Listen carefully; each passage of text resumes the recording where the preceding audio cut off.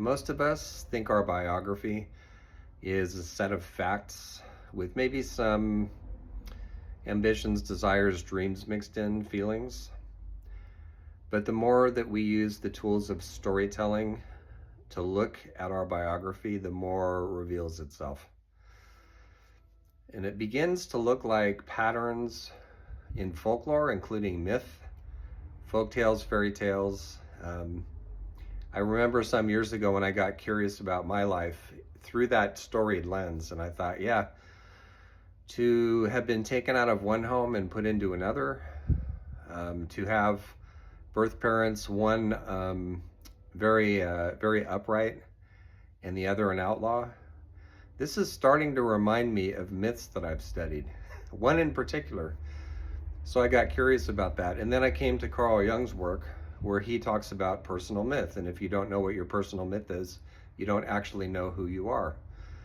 So that was many years ago. I've been doing work on this since then in workshops. I've written about it in my book, Storied Lives, Discovering and Deepening Your Personal Myth. And I thought, it'd be fun in January to teach this online again.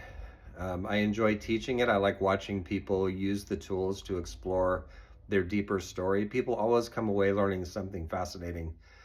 So January 31st, 10:30 a.m. Pacific time will be the first of 4 classes called Your Mythic Life. And if you want the registration link and to learn more about it, go to my website, chalkwist.com, mylastname.com, and I put a big promotion right up in front. I always try to keep my classes reasonably priced, and I bring a lot. I'll bring a lot to the classes themselves, each an hour and a half.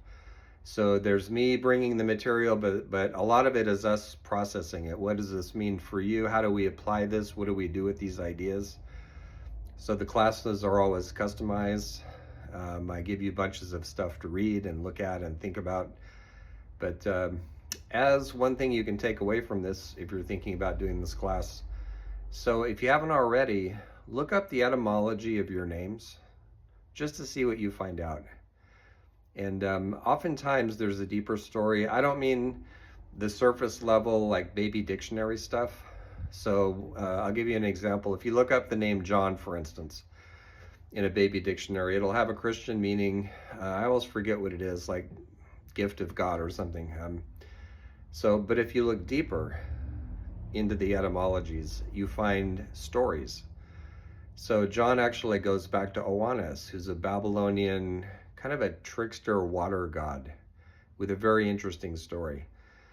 So the idea here is to look for themes that overlap. It's not about proving anything. It's not empirical. It's not causal. It's about when I dig into my dreams about who I am, my early fascinations, the etymologies of my names, are there themes, are there images that keep coming up that actually resonate emotionally with me, that make sense to me? That's the kind of work we do in these classes.